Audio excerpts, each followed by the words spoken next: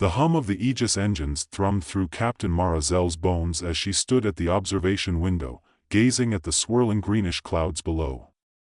The planet Ksyxis was as mysterious as it was beautiful, and she had been waiting years for this moment, the first human mission to this alien world. "We're coming in too fast," her assistant, Miles, said nervously from behind her. His voice quivered as he adjusted his glasses, trying and failing to look calm.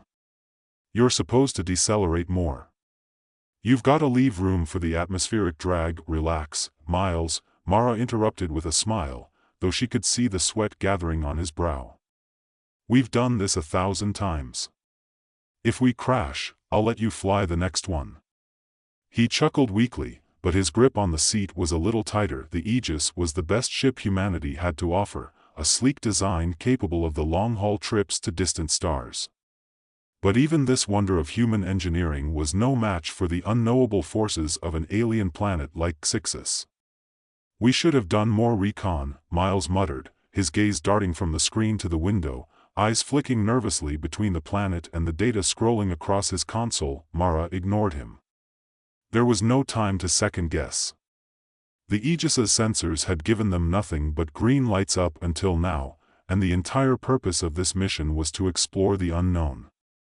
If there was danger, they would face it head-on, like they had faced every other unknown in the galaxy. Suddenly, a screeching, high-pitched noise rang through the cockpit, shaking the ship. Mara's hand shot to the controls, overriding the emergency alarm. "Shit," she muttered under her breath as a massive form appeared on the radar. "Something large, moving fast in the planet's lower atmosphere." "Velocity calculations are off," Miles said, panic creeping into his voice. "Something's in the way." Before he could finish his sentence, a massive, plant-like tendril shot out from below, wrapping around the ship's lower hull. The ship jerked violently, sending them both tumbling forward. Mara slammed her hand on the emergency brake.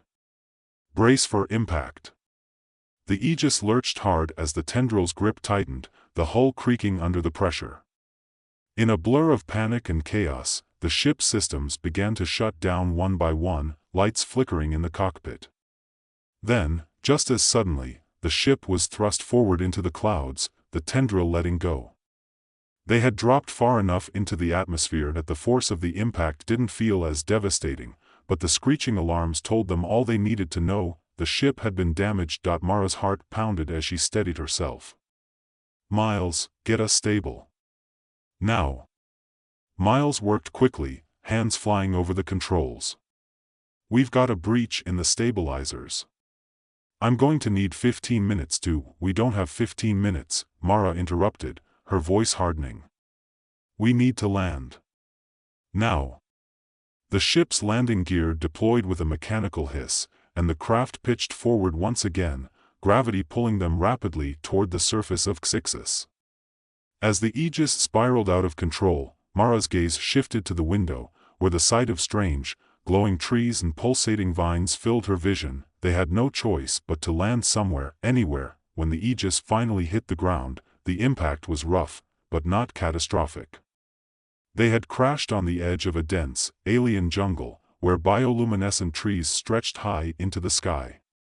It was dark, the planet's atmosphere casting a perpetual twilight on everything beneath it. "Status?" Mara asked, her voice calm but her mind whirling. She was trying to process everything at once: her crew, the ship's condition, the unknown world they'd just landed on. "Structural damage is significant. We're stuck for now," Miles replied, still adjusting the ship's systems. "But the shields are holding, so we're safe at least for the moment." "Good," Mara said. She unstrapped herself from the seat and moved toward the ship's hatch. The sounds of the planet were alien and strange, a chorus of whispers and rustling in the jungle just outside. "What do we know about the ecosystem here?" "Not much. We've only got a few initial readings," Dr. Ethan Grayson, the ship's lead biologist, said from behind her.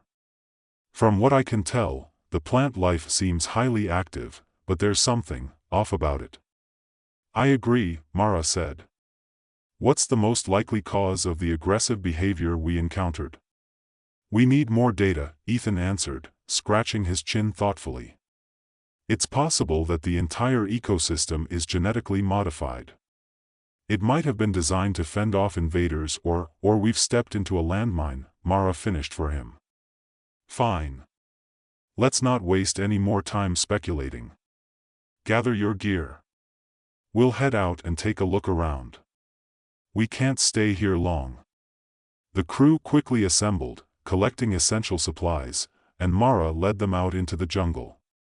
The dense foliage pressed in from all sides, the ground beneath their feet spongy and alive with strange sounds. As they ventured deeper into the jungle, the atmosphere shifted. The air grew thick with an almost intoxicating scent, a mix of floral and sharp metallic smells. The plant life here was unlike anything on Earth. Massive, translucent mushrooms glowed softly in the low light, and vines writhed like serpents, reacting to their every movement. This place is, Miles trailed off, eyes wide with awe. Alive, Ethan finished, his voice low. It's as though the planet has a mind of its own. They pressed on, their footsteps muffled by the thick underbrush. But then something strange happened. As they passed beneath a thick canopy of bioluminescent leaves, the plant seemed to stir. The air around them thickened, almost to a point of suffocation. Mara froze. Something was watching them. A large, dark shape moved quickly through the underbrush ahead of them. At first, it was just a blur, but then it slowed, revealing a creature, its body covered in pale, iridescent scales. Its eyes gleamed a deep, unnatural yellow. It stood on two legs, but its arms were long, trailing like whips, and each hand had 3 clawed fingers that twitched as it sized them up. Miles, don't move, Mara whispered, signaling for the others to freeze. What is that? I think it's some kind of guard animal, Ethan murmured. It doesn't look like anything we've ever catalogued before. The creature's gaze flicked over them, seemingly uninterested in attacking. Instead, it simply watched, its long tail whipping behind it.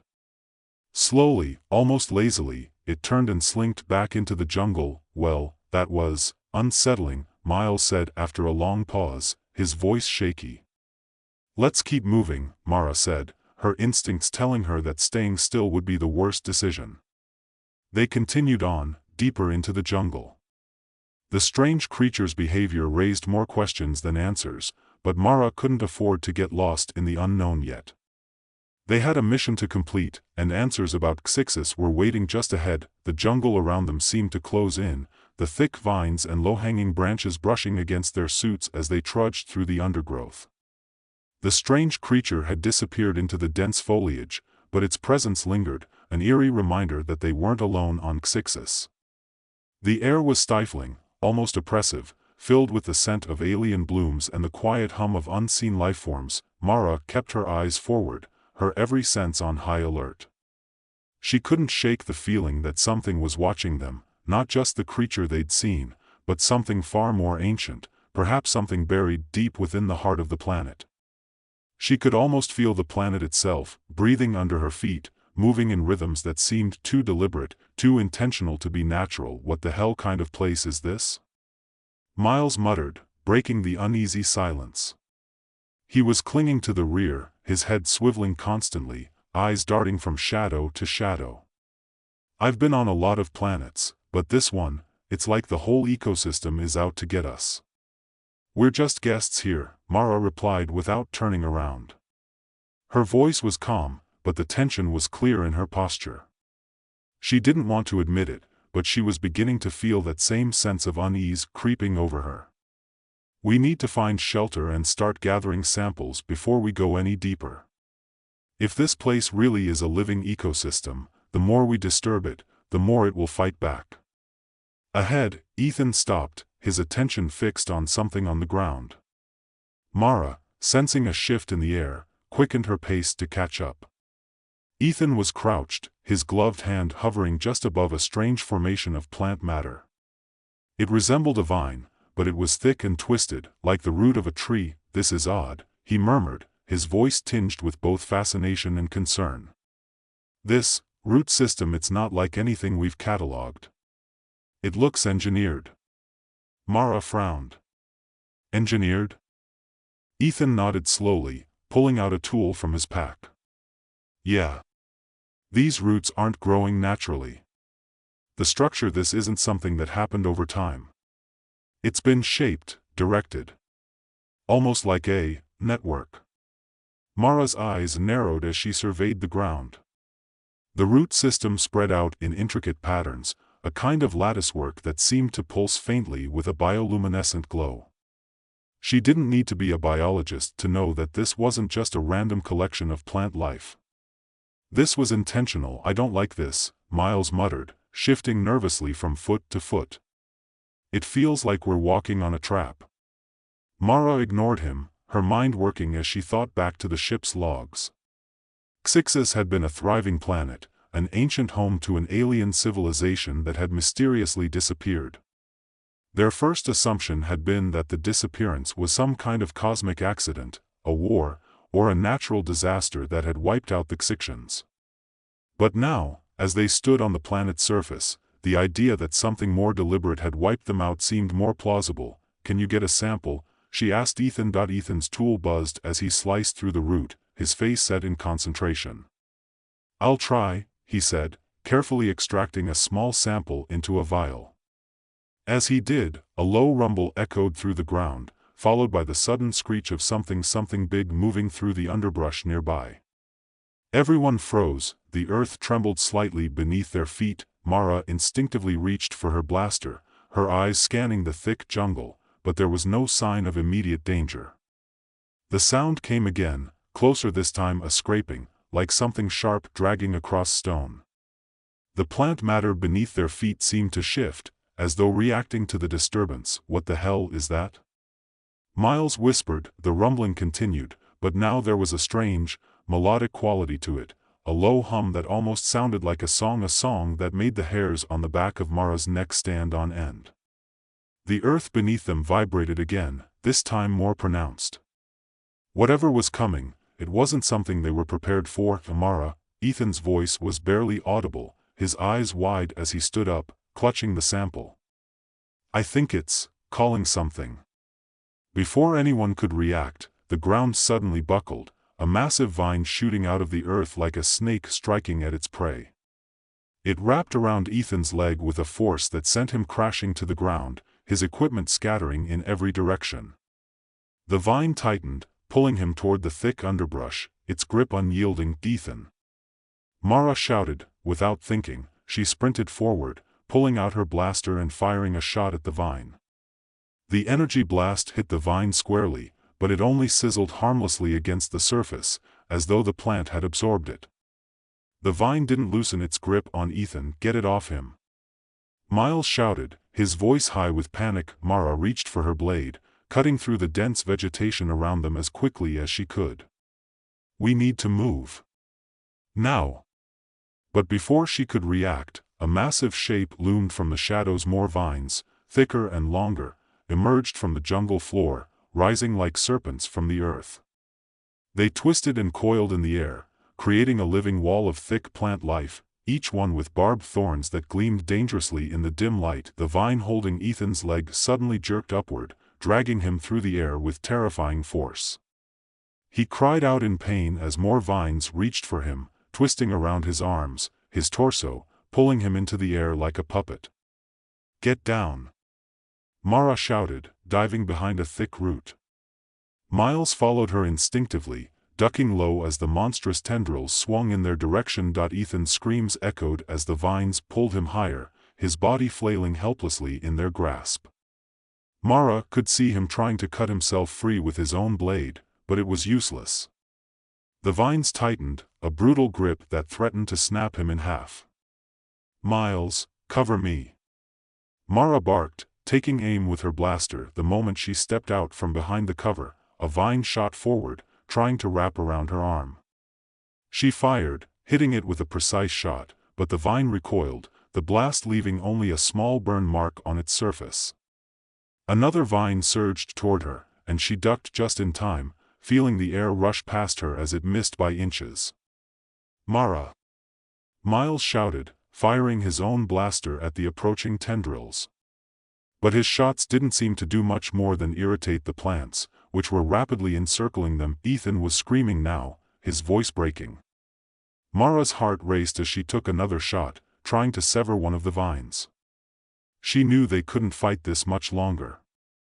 The planet's defenses were far too strong, and they were outmatched. Mara! Help!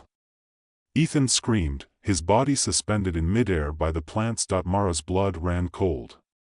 She couldn't let him die like this, not when they were so close.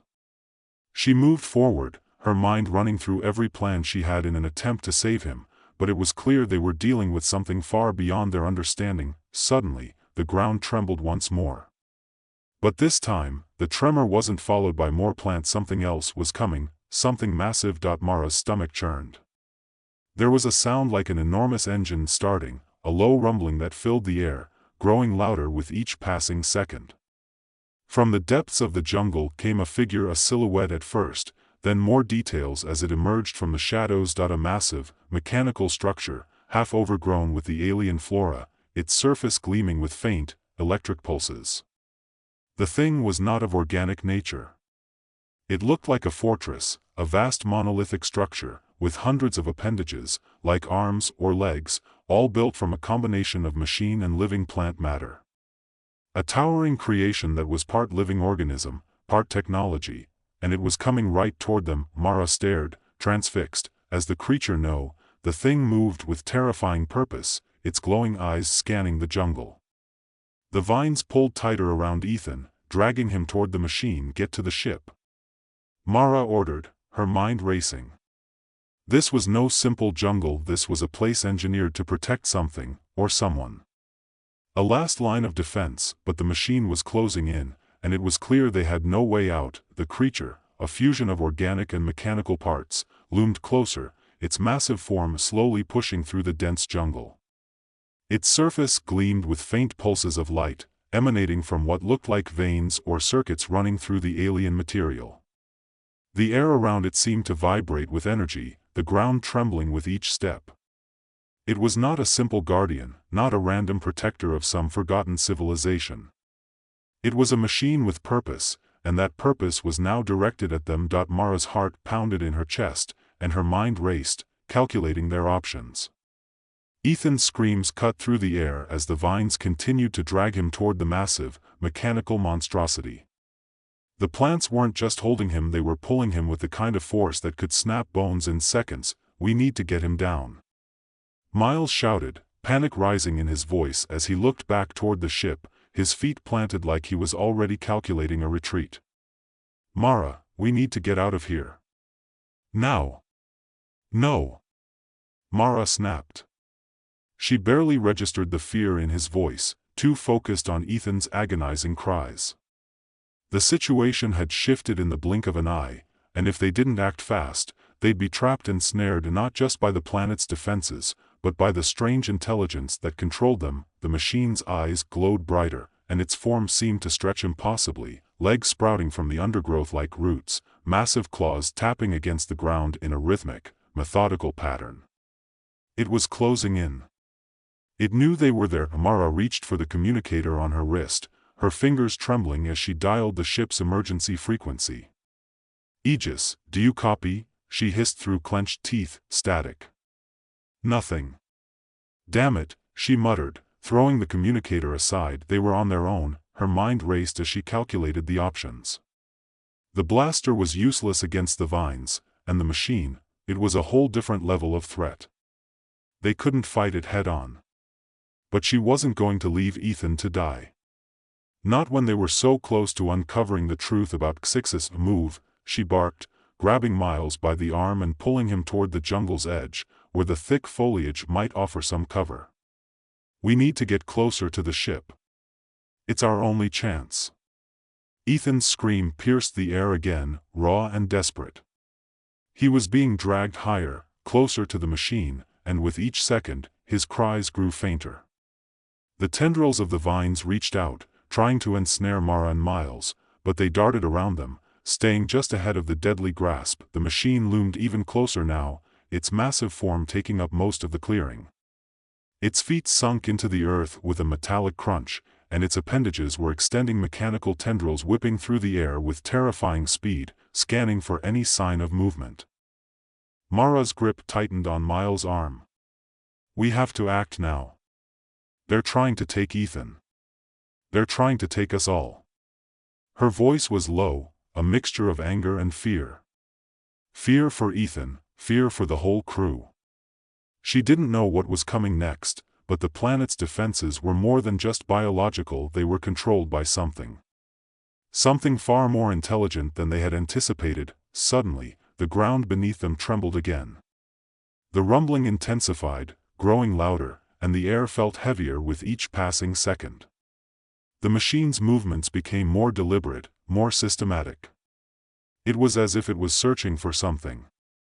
It wasn't just responding to the disturbance, it was hunting. Mara gritted her teeth, eyes narrowing.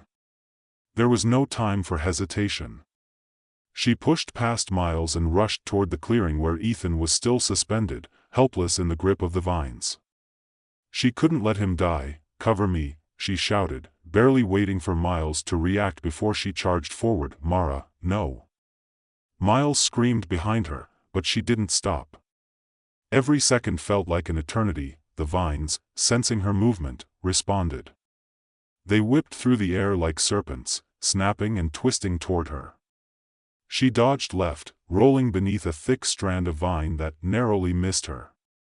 Her blaster came up in her hand, and she fired one shot, 2 shots, each one striking a vine, each shot doing little more than scorching the plant surface. The machine's eyes locked on her, the strange glowing orbs pulsing brighter, their intensity increasing as the creature turned its massive body toward her.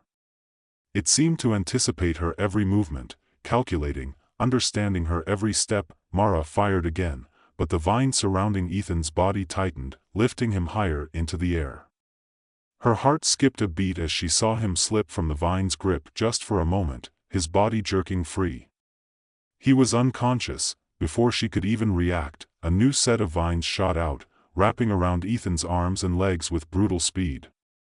The vines pulled tighter, his body twisting painfully. "No!" Mara shouted, but there was no time to act. A deep, resonating hum came from the machine, like a voice from within the bowels of its metal frame. The ground shook, and then without warning a massive metal claw shot forward, grabbing hold of Ethan's body. The vine seemed to recoil in response, retreating back into the undergrowth as the mechanical appendage lifted Ethan effortlessly into the air. Mara's breath caught in her throat. She'd been too late, but then, something else happened. The creature stopped. It paused, frozen in place for just a heartbeat, as if it was processing something. Then, the hum grew louder, a deep, almost sentient vibration that seemed to emanate from every inch of the machine. The vines shifted again, but this time, they didn't tighten. They let go. The machine's eyes dimmed slightly, and the tension in the air shifted. It was as though something had changed, something Mara couldn't see or understand, but the machine no longer seemed to be attacking. Her pulse pounded in her ears as she slowly stood up, her hands trembling with adrenaline.